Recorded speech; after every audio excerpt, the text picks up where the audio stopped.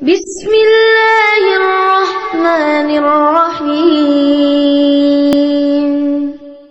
تبارك الذي بيده الملك وهو على كل شيء قدير الذي خلق الموت والحياة ليبلوكم أيكم أحسن عملا